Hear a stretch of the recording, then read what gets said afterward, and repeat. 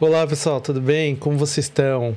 Bem-vindos à minha palestra. Para quem não me conhece, eu sou o Edu Show, ou Eduardo Show, mais conhecido como Edu Show na comunidade. Eu trabalho hoje como arquiteto de cibersegurança na Fujitsu, moro aqui em Londres. Estou aqui no Reino Unido faz mais de 7 anos hoje e vim aqui passar um pouco da minha experiência. Para você que não me conhece, aqui está a tela. Aqui está a tela do meu YouTube. Estou começando agora, tem uns 3, 4 vídeos mais. Estou recomeçando o meu canal do YouTube para te passar mais informações sobre cibersegurança. Se você quiser, por favor, me segue aqui. E tenho algumas certificações, certo? Vou mostrar aqui para vocês. Eu tenho certificação, eu sou MCT, eu sou certificado em Cybersecurity, AWS, várias de Azure, arquiteto e segurança principalmente, né? Então, algumas das minhas certificações para vocês verem que eu não sou uma pessoa que não tem experiência, que não atua na área. Hoje eu atuo na Fujitsu como Cybersecurity Architect e vim mostrar um pouco do meu dia a dia aqui para vocês. Bem, o que eu vim falar aqui para vocês? Eu vou falar sobre os pilares da segurança, mas como assim? Quais são os pilares da segurança? Muitas pessoas podem identificar esses pilares de várias formas, porque quando a gente fala de cibersegurança, existem vários pilares, né? Só que alguns deles são importantes, e se eu fosse trazer todos eles aqui, a gente estaria falando por mais de 5 horas, o dia inteiro aqui, se bobear um mês inteiro sem parar, certo? Então eu quis trazer um tema fundamental do que eu atuo no meu dia a dia, quando eu atuo em algum projeto, o que eu sempre tento ensinar para os clientes e para as pessoas que estão atuando junto comigo, são júniores e não entendem direito, o que eu aprendi desde o início, que são os fundamentos de segurança e como você consegue criar uma arquitetura de aplicação blindada. Aí vocês vão pensar aqui de imediato, nossa, você vai falar tecnicamente de Azure, de AWS, alguma coisa do tipo. Não vou. Eu vou mostrar para vocês como que a gente, arquiteto, né, nós arquitetos, entendemos e trabalhamos quando a gente vai arquitetar, junto aos desenvolvedores, uma aplicação, porque por trás dela, por trás da tecnologia, certo? Por trás da aplicação em si, existem muitas coisas. O processo, certo? Existem pessoas, existe tecnologia, e é isso que eu vou falar aqui para vocês.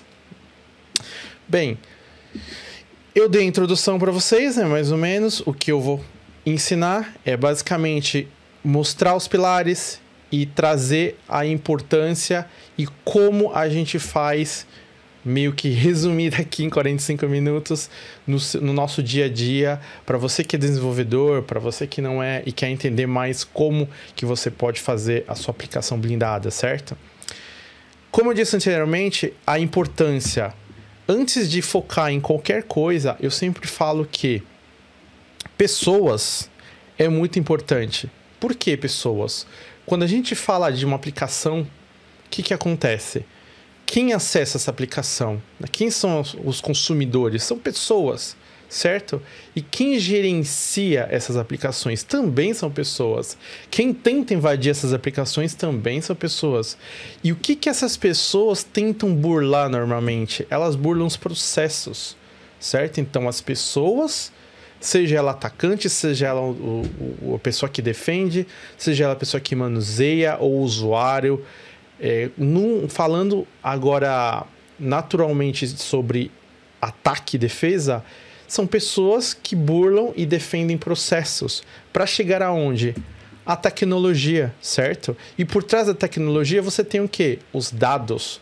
Então basicamente são pessoas que tentam invadir os processos para chegar na tecnologia, para roubar os dados, que é o que todo mundo tenta proteger, certo? Essa é a base principal. Mas os pilares que eu queria trazer aqui, como eu disse anteriormente, tem vários pilares. Os principais pilares, na minha opinião, é o CIA. Para quem não sabe, é confidencialidade, certo? Você tem a confidencialidade, você tem a disponibilidade e você tem a integridade, certo? São 3 coisas que a gente fala. São 3 coisas que nós falamos, né? E em cima disso, só voltar aqui na apresentação, em cima disso, a gente tem, com a confidencialidade, né, que é confiability, a gente tem a proteção de dados, certo? A proteção de dados garante que você tenha uma confidencialidade. Como assim? Se eu tenho, imagina que eu tenho um formulário, certo? Eu estou numa aplicação, eu estou no formulário preenchendo os meus dados e ele vai sair, né? Ele vai sair do meu, em teoria, do meu computador, passar pela rede da internet e chegar na aplicação da pessoa e esse aplicativo ele vai armazenar os meus dados. Então imagina que você, o meu público que eu estou orientando nesse momento é o público que vai fazer essa proteção. Então você tem que proteger esse dado que chega da máquina do usuário até a sua máquina. Por quê? No caso, ou a sua máquina até o seu servidor. Por quê? Se você não protege esses dados, você deixa ela sem backup, sem criptografia, que seria o próximo aqui, né, que eu vou falar, sem criptografia, ele basicamente pode ser roubado facilmente. Então, a confidencialidade, ele vai em várias camadas, em vários níveis, né? Então, a gente fala aqui de redes, a gente fala de identidade, a gente fala de identidade tem uma autorização e acesso, a gente fala de segurança, né? Segurança é o que? É o monitoramento, é a segurança em cima do processo. A segurança está envolvida em tudo, né? Mas, basicamente, uma delas é a proteção de dados, a segunda delas é a criptografia e o terceiro é o controle de acesso. Edu, são só esses? Não. Eu quis aqui resumir 3 das que eu acho mais importantes. Existem várias outras que são importantes. Isso dá para uma aula inteira de milhares de horas aqui, né? E quando você garante esses 3, a criptografia praticamente faz você proteger os seus dados. Uma vez que você está criptografado, você consegue proteger os seus dados, certo? Porque o hacker, o atacante, tem mais dificuldade de conseguir o acesso nisso.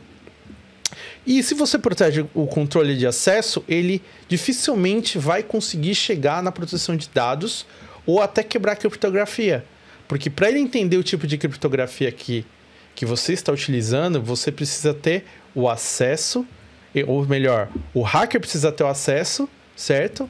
Aos seus dados. Uma vez que ele chega nos seus dados e ele vê que você tem uma proteção contra esses dados, uma das formas de proteção é a criptografia, deixa ele mais dificulta mais, né, ele de conseguir acessar.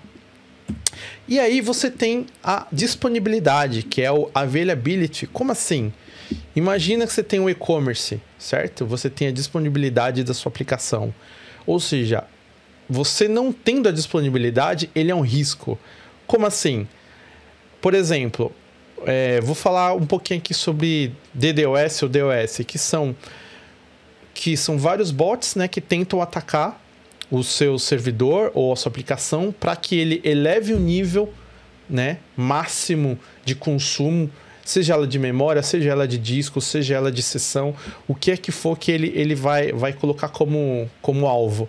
Ele vai tentar deixar ele no máximo de utilização, seja ela o que for, para ela cair a disponibilidade. Ou ele vai tentar atacar o seu banco de dados, se ele conseguir chegar ao nível e deixar ele desabilitado, criptografar o seu banco de dados, sendo que a sua aplicação não vai conseguir ler. Isso vai cair a availability dele, ou seja, a disponibilidade dele vai estar fora do ar. Ele estando fora do ar é um risco de segurança, certo?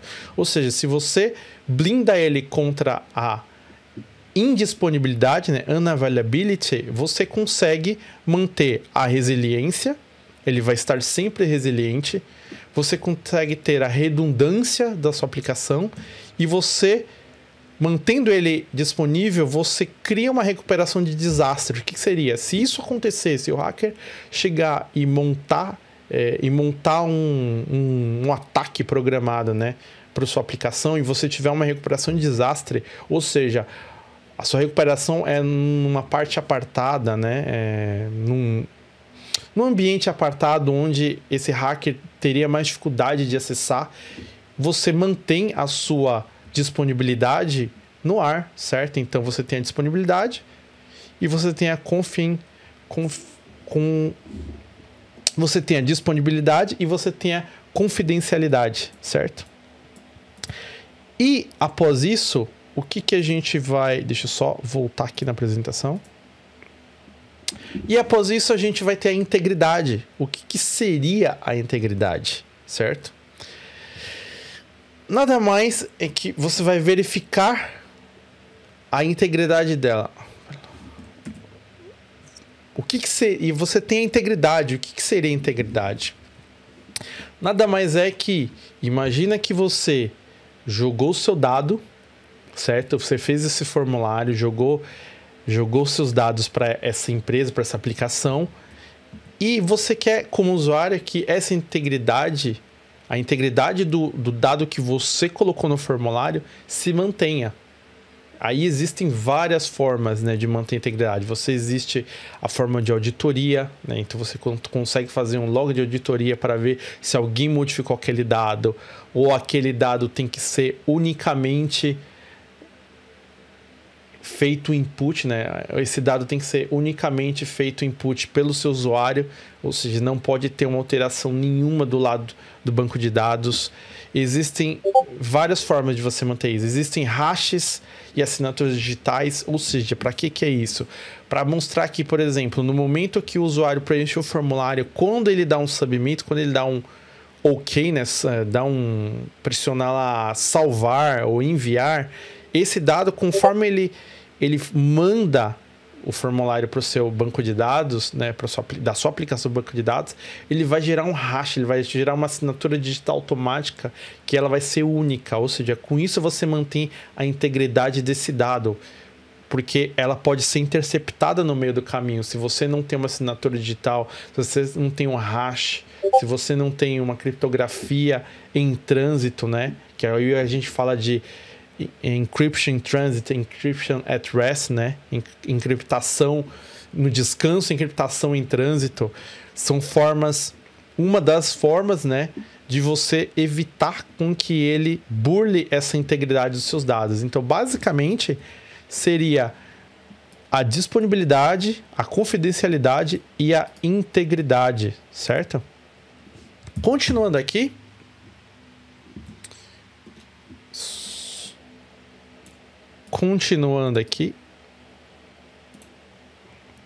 como eu torno a minha arquitetura blindada, certo? Basicamente é integrando os 3 pilares. Então o que você vai fazer primeiro? Você vai olhar um a um, né? O C, o I e o A, separadamente, analisar o que você pode fazer para manter esses 3, certo? Essas 3 pilares, e depois você vai fazer um merge, né? Um match dos 3. Você vai fazer uma fusão delas, né? Tá, uma vez que eu identifiquei como posso fazer, como que eu vou integrar os 3? Por exemplo, um dado. Você tem que manter a confidentiality do dado, você tem que manter a integridade, você tem que manter a disponibilidade daquele mesmo dado, entendeu? Você integrou os 3. Só que antes disso, você vai separar ela para você poder trabalhar cada um dos pilares, certo? Com isso, você também pode implementar as práticas de segurança desde o início, né? Ou seja, eu vou falar um pouco sobre esse modelo, né? Mais para frente, vou te dar um exemplo real no caso de estudo, né? O que seria? Seria o Secure Shift ou Shift Left, como eles chamam. Eu coloquei Secure Shift, que é o conceito geral, né? Secure Shift, aí você tem o Shift Left e Shift Right. Eu vou explicar mais para frente. O que significa isso? Imagina que você vai criar a Netflix. Eu estou dando aqui um exemplo da Netflix, que é mais fácil de todo mundo entender. E na hora que eu for para o caso de estudo, vocês vão entender melhor. Imagina que você é um dos criadores da Netflix e você entendeu que o mundo precisa de uma Netflix da vida. Você nem sabia o nome, você só sabia o que você queria, né? Que era uma aplicação que armazenaria vídeos, certo? E as pessoas solicitariam, seria via disponibilidade, ou seja, on demand, certo? Conforme eles quisessem assistir, eles selecionariam o catálogo, selecionaria o vídeo que você quisesse e eles poderiam acessar de imediato. Então, para você colocar uma segurança dessa depois de você já tiver implementado, ele custa. Eu vou falar mais para frente o custo disso baseado em um dos maiores aplicações, baseado em um dos maiores empresas que gerenciam aplicações, transformações de aplicações, gerenciam operações do dia a dia, que é chamado BMC. Eles mostram mais ou menos ali como que está o custo, né? E quando você faz as técnicas de threat modeling, o que quer dizer threat modeling? Seriam as ameaças a modelagens de ameaça, né? Ou ameaças de modelagem de ameaça. O que significa? Quando você implementa, você tem a ideia, né, de implementar uma aplicação, você vai começar a fazer a modelagem da ameaça. Por exemplo, vamos imaginar que eu tenho uma aplicação da Amazon aqui, certo? Vamos imaginar que eu tenho uma aplicação da Amazon. Quais são as ameaças que eu tenho em cima dela? Ela vai estar 24/7 no ar, ela tem vendas a todo momento, ela precisa estar 100% disponível, certo? Porque se eu cair por um segundo, eu perco dinheiro, que ela é acessível no mundo inteiro. E as ameaças dela são, primeiro, como ela vai estar acessível no mundo inteiro, eu vou ter problema se eu tiver centralizado para atender o mundo inteiro, se essa aplicação cai, eu fico indisponível no mundo inteiro. Ou seja, como que eu faço para minimizar? Obviamente é assim também na Netflix, certo? Mas para ficar fácil de entender também. Se eu tenho um ataque nesse único servidor e ela é único para o mundo inteiro, ela cai. Ou seja, não é uma arquitetura robusta e bem pensada. Quando a gente pensa em arquitetura robusta e blindada, a gente começa a desacoplar, que a gente chama de decoupled. Então, quem já ouviu falar de microserviços, se você nunca ouviu falar, pesquisa que vale a pena. Existem os positivos e os negativos dos microserviços, mas essas empresas que precisam estar 100% no ar e precisam estar atendendo a todo tipo de requisição a todo momento no mundo inteiro, o microserviço é melhor, é mais inteligente de se trabalhar. Obviamente que há modelos e modelos, há demandas e demandas que nem sempre o microserviço vale a pena. Às vezes vale a pena o antigo mesmo, né? Antes de entrar o microserviço. Mas o microserviço é algo que você consegue separar e, no caso, designar cada microserviço para, por exemplo, para determinada função ou para determinada região, se você quiser. Vai depender muito da sua arquitetura. E a partir do momento que você está indo no modelo de ameaça, eu vou entender quem são os ofensores. É um trabalho que você tem que fazer em conjunto com toda a sua equipe, né? Isso tem que ser antes de acontecer qualquer design, qualquer programação, qualquer código. Tem que ser no início do início mesmo. Quando aquela ideia veio, essa técnica de modelagem é o que vai entrar. Feito isso, existem outras técnicas que é tão importante você analisar do que essas duas. Porém, essas duas são as principais que eu deixo nesse workshop, porque com essas duas já é o início de algo que você consegue montar ela blindada. E aí, eu vou falar um pouquinho das melhores práticas, certo? De uma arquitetura. Por quê que eu vou falar sobre isso? Para você entender que a cabeça de um arquiteto, ele não pensa apenas na tecnologia, como eu disse antes, né? Ele acaba pensando em outros pontos que compõem todos os processos, seja ela tecnologia ou não, certo? Então, uma das formas que a gente vai fazer, a gente vai pegar o design, certo? E a gente vai tentar fazer ela orientada a camadas. Como assim? Quando eu falo de camadas, eu posso designar várias camadas. Aí vai depender puramente do líder técnico de desenvolvimento, de como as pessoas estão aptas a trabalhar, de quais são as habilidades que cada uma tem. Então, no mínimo você tem que diferenciar as camadas, por exemplo, de sessões, né? Então você tem que colocar as camadas. No mínimo você tem que diferenciar as camadas de rede, por exemplo, de transporte, de sessão, de aplicação, certo? Então, assim, isso estou falando somente da camada OSI, mas você pode ir além das camadas. Então, isso vai variar de empresa para empresa, de design a design. Você não precisa ficar somente na camada OSI, você pode ir a nível, por exemplo, de networking, certo? E quando você chegar no networking, você vai começar a dividir ela mais. Uma das outras formas também é você ter um controle de acesso e autenticação robustos, certo? O que significa com isso? É minimizar o acesso daquela pessoa que precisa atuar com aquela aplicação o mínimo possível. Por exemplo, é ruim todo mundo ter acesso a tudo. Isso é uma prática horrível dentro de segurança, certo? Você tem que manter o least privilege, que é o privilégio mínimo sempre.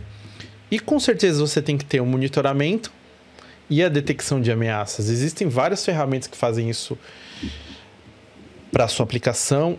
Eu não vou entrar em detalhes sobre isso. Por quê? Porque eu não estou aqui defendendo nenhuma empresa nesse momento. Somente estou trazendo aqui como você pode ter uma ideia de arquitetar a sua aplicação e a partir daí você entendendo o que você precisa, por exemplo, monitoramento e detecção de ameaça. Se você procurar isso, vai aparecer milhares de ferramentas. Então, a ferramenta que for melhor e com relação a preço, relação à funcionalidade, do que você precisa para monitorar e detectar essas ameaças, na verdade, o monitoramento é necessário, a detecção de ameaças também, porém cada empresa vai entender e avaliar de uma forma. O que eu estou trazendo aqui são só conceitos, certo? Para que você possa fazer a melhor decisão. E você precisa ter atualizações regulares de segurança. Ah, Edu, mas eu uso uma cloud. Não interessa se você usa na cloud ou não. Você tem que sempre entender a segurança. Por isso que no início eu trouxe aquela questão de pessoas, processo e tecnologia, porque as atualizações regulares de segurança também é correlacionada à pessoa, certo? A pessoa precisa ter atualização de segurança, né, do conhecimento dela. E aí entra também as atualizações regulares da sua aplicação, que é a nível de código, a nível de API, a nível de sistema operacional, se você estiver utilizando o sistema operacional. Com certeza de banco de dados, que toda aplicação tem um banco de dados. Você tem que ver se você está usando MySQL, se você está usando Microsoft SQL, se você está usando Oracle, qualquer SQL que você estiver utilizando, ou SQL, certo? SQL, SQL, para quem conhece. Você tem que ter uma atualização frequente de segurança, certo? E aí, eu queria trazer para vocês um estudo de caso, certo? Sobre a Netflix, que é o que eu comentei no início, para entender mais ou menos como que eles pensaram no momento que eles criaram a aplicação. Imagina que você fosse criar uma aplicação similar à Netflix, certo? E você precisasse de efetuar a segurança dela. Como que você faria isso? Primeiramente, você vai trazer a concepção da ideia, certo? Você vai trazer a concepção da ideia e você vai pensar no design do sistema, certo? Durante o design do sistema, você vai precisar falar com vários stakeholders, vários desenvolvedores, as pessoas que vão aprovar,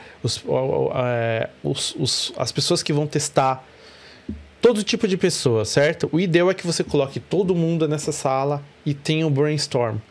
E nesse brainstorm, você vai provavelmente ter algum desses problemas, certo? Alguns dos problemas vão ser encontrados. Eu coloquei alguns deles, mas pode ter de 100 ou 0 dificilmente, né? Mas pode ter de 50 a 20 a 1 milhão. Vai depender muito do que foi abordado nesse brainstorm.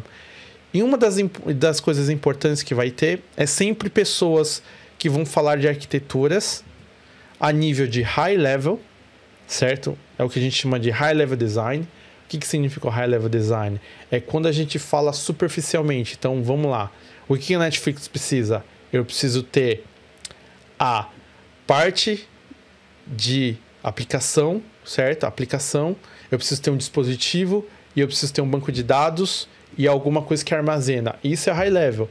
Quando eu vou a nível de low level, eu vou a nível técnico. Ok, eu estou falando a nível de banco de dados. Qual banco de dados eu vou utilizar? Qual provedora de dados? Qual provedora de dados? Qual provedora de nuvem eu vou utilizar? A nível técnico mesmo. Então, nesses brainstorms, é normal o high level com o low level acabarem conflitando. Então, a pessoa que estiver como Project Manager ou como Business Owner, ou seja lá como for a estratégia da sua empresa, vai ter que colocar um basta nessas discussões e direcionando no momento certo. Pode ser que você tenha que dividir essas sessões entre High Level e Low Level, ou trazer os dois juntos, só que no momento você deixa a discussão rolar, e quando você perceber, você acaba barrando um ou outro para que a reunião continue e que o brainstorm seja mais produtivo do que somente um bate-boca entre low level e high level. E aí, às vezes, o high level não vai entender muito o low level e vice-versa, né? O high level, normalmente, quem vai querer saber são as pessoas que não são tão técnicas ali atuando. Então, vão ser heads de departamentos, vão ser líderes que não são tão técnicos, vão ser pessoas de business, mas que não querem entender muito tecnicamente. Então, vale a pena identificar a diferença entre esses dois, certo? Um outro problema que vai ter vai ser no momento que você efetuar o design do sistema, certo? Para um streaming de vídeo por demanda ou on demand, você vai acabar pensando sobre, ok, o que eu vou precisar para ter esse streaming de vídeo por demanda, certo? Quais são os componentes? Quanto vai me custar? Quanto tempo vai levar para eu aplicar isso? Como que eu faço a segurança disso? Então, todas essas discussões são esses problemas que podem vir. E aí, por isso que é importante você ter esse mapeamento antes, para você entender os problemas e atacar um a um, entendeu? Como eu disse anteriormente, uma das camadas, certo? Tem diferentes camadas. Lembra que eu falei que pode ser qualquer coisa, contanto que você consiga tentar abrir aquele assunto, né, e dividir em menores camadas. Então, por exemplo, a camada de operações de nuvem, certo? Você tem várias camadas ali.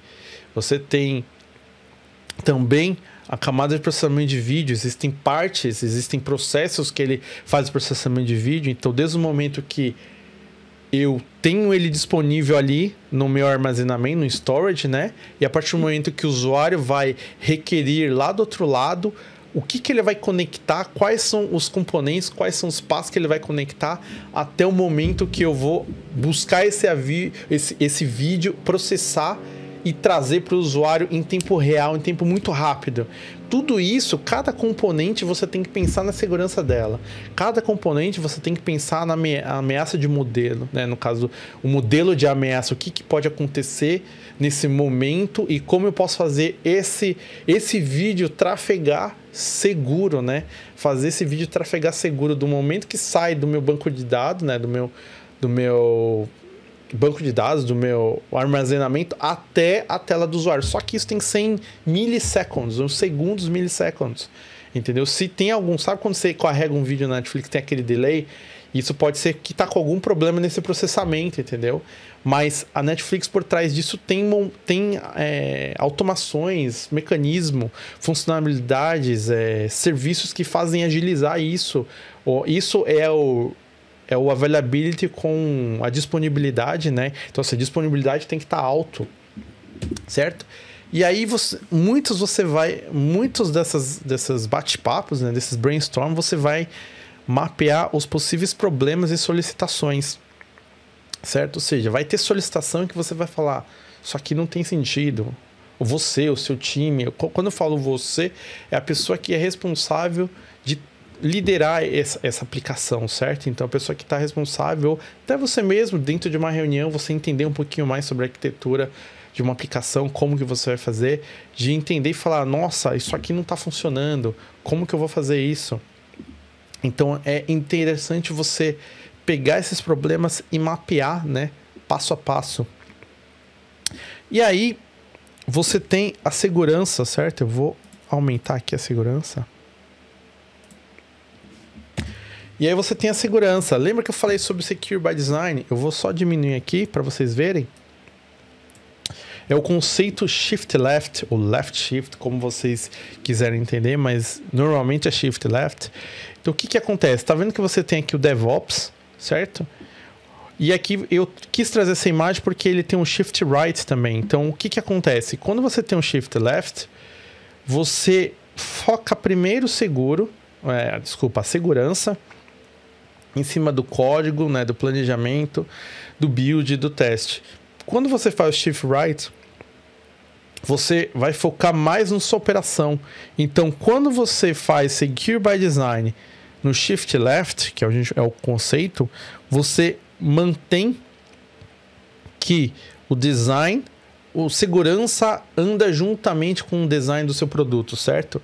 Então, ele tem que fazer parte daquele seu MVP, o mínimo Viable Product. Ele não pode ser fora disso, porque muita gente acaba colocando a segurança aqui, né?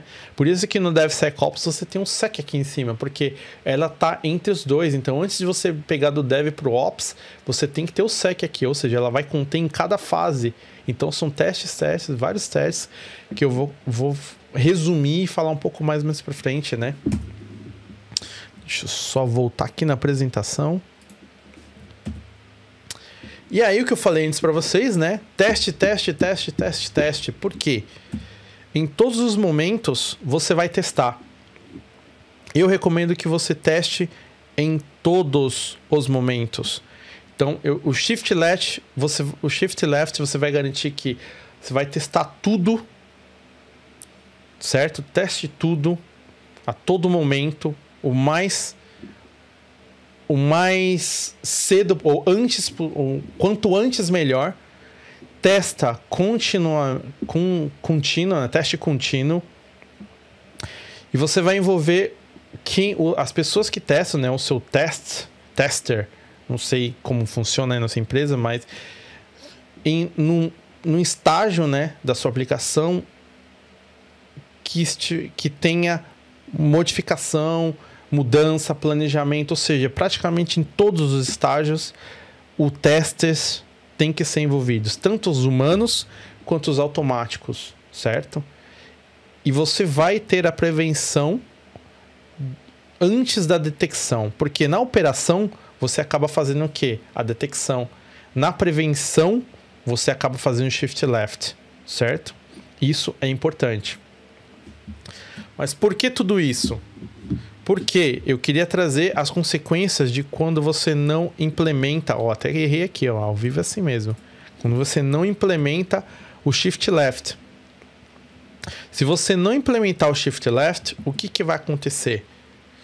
Ele vai te gerar maior custo, fora as pessoas e a dor de cabeça que você vai acabar gastando para trazer elas, né, para arrumar a sua segurança. Em algum momento você vai precisar arrumar essa segurança.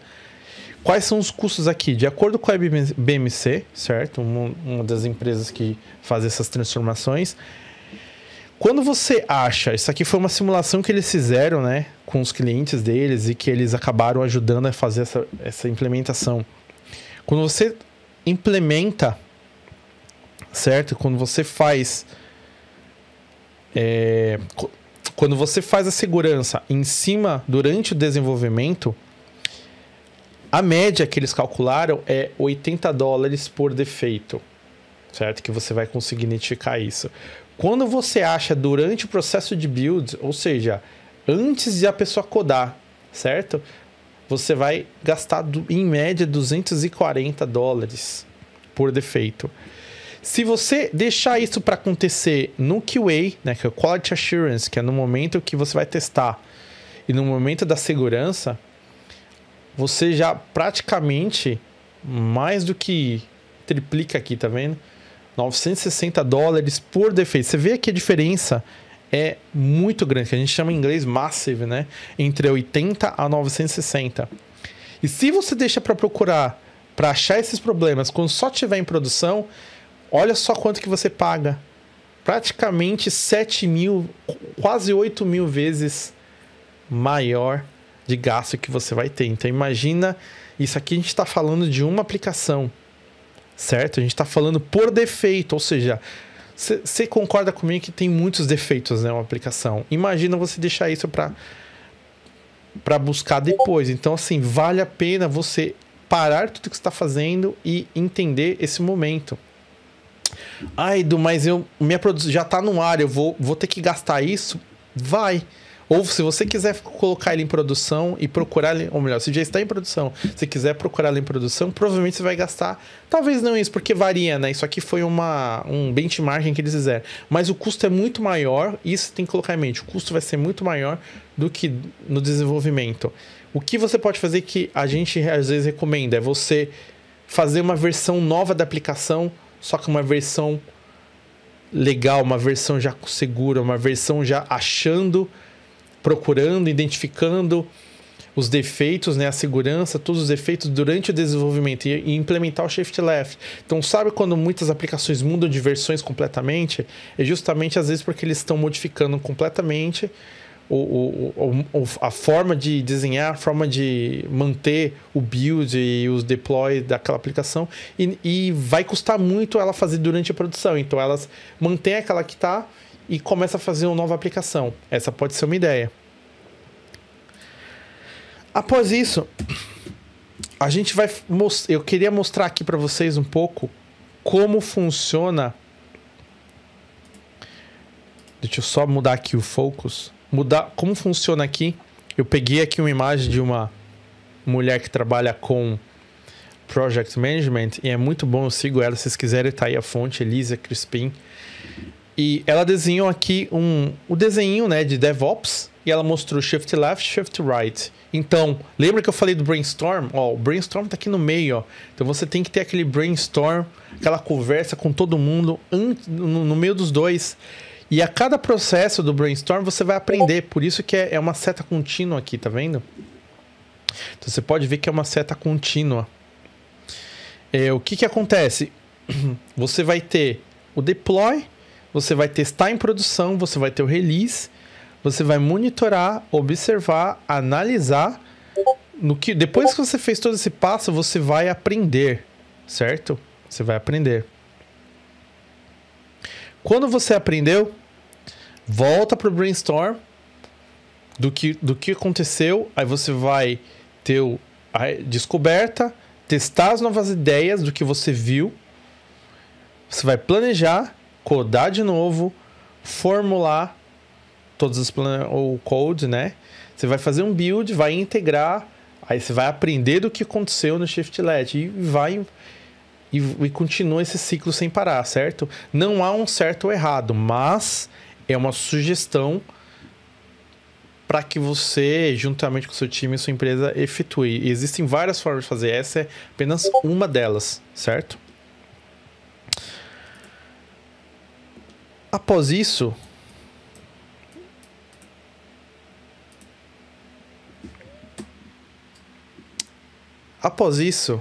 você tem os requerimentos, certo? Quando você entende todos esses mapeamentos, todos esses processos, existem duas coisas importantes que a gente chama de requerimentos, certo? Dentro deles você tem, eu vou abrir aqui, requerimentos não funcionais e requerimentos funcionais. E dentro desses requerimentos funcionais e não funcionais, você tem a segurança, certo? Você tem o requerimento de segurança. E eu vou passar rapidamente aqui, porque esse assunto é bem extenso. Então, com os requerimentos, você pode ter requerimentos não funcionais, como não deve ter buffer, o sistema tem que ser confiável, você tem que ter alta disponibilidade, você tem que ter a escalabilidade. E nos requerimentos funcionais, você pode colocar como permitir que os usuários gerenciem várias contas, recursos para permitir que os usuários tenham contas e assinem um plano. Vocês estão entendendo? É tudo parte da Netflix. Permitir que os usuários assistam a vídeos, permita que os desenvolvedores da Netflix carreguem vídeos do back-ends e os disponibilizem na plataforma. Isso tudo são requerimentos funcionais. Procurem mais sobre isso para vocês entenderem. Isso tudo está inserido no requerimento de segurança. Em cima de cada requerimento funcional, você vai digitar ou formular juntamente com a sua equipe de segurança, se você for segurança, se você for um DevSecOps, se você for um dev querendo ir para Sec, você pode fazer requerimento de segurança. Isso tudo é importante, porque conforme você tem requerimentos não funcionais e requerimentos funcionais, você acaba conseguindo entender o que a sua aplicação precisa e o que você vai precisar durante o percurso inteiro, não somente lá no final, mas passo a passo, como montar cada parte da sua aplicação melhor, certo? Mas e se você perguntar para mim, pô, Edu, como que eu sei quais são as fontes essenciais para eu me guiar, quais são os guias no mundo de segurança, quais são os frameworks, né? Por exemplo, se eu falar do AWS, se eu falar da Azure, você tem ali o Landing Zone, né? Você tem o Well Architect, certo? Que é o bem arquitetado, que eles dão referências para você baseado nos melhores práticas, nos clientes que eles têm, como que você deve arquitetar bem aquela funcionalidade. E para segurança não é diferente. Você tem o Mitre Attack, que eu não vou muito nessa diferença, no detalhe, mas basicamente onde você valida como são as técnicas, é o repositório que você consegue ver a matriz, certo, dos comportamentos de cada ataque cibernético. Dê uma olhada sobre o Mitre Attack. O ASP, certo? O ASP é muito importante também. É onde praticamente todos os sistemas que protegem os firewalls ou qualquer coisa que está na sua frente, eles utilizam esse OWASP como referência para entender os top 10, por exemplo, né? Para defender contra as 10 principais ameaças, e tem muito mais coisa. É um assunto vasto isso aqui que eu estou falando. Então, estou tentando resumir aqui para vocês entenderem. Tem o NIST também, que ele ajuda a empresa, né, de todos os tamanhos, desde pequeno até o grande, a entender, né, a conseguir entender, gerenciar melhor e principalmente reduzir o máximo possível, né, os riscos de segurança cibernética. Então, ele é utilizado pelo governo, né, dos Estados Unidos, ele é alimentado pelo governo dos Estados Unidos, ou seja, você vê o quão os Estados Unidos se preocupa nisso, que todo mundo começou a usar isso daí como prática, né? E tem o NIAP. O que significa o NIAP? O que significa o NIAP? É algo que o governo, né, certo? É uma melhor prática que o governo utiliza para fornecer as padronizações, né, do software que eles precisam entregar para o governo. Ou seja, sem esses security requirements, sem esses requerimentos de segurança, se eles não atenderem, o governo dos Estados Unidos não identifica. Então, o NIAP é uma boa forma de você seguir esses requerimentos de segurança para manter ela segura. Bem, eu espero que depois desse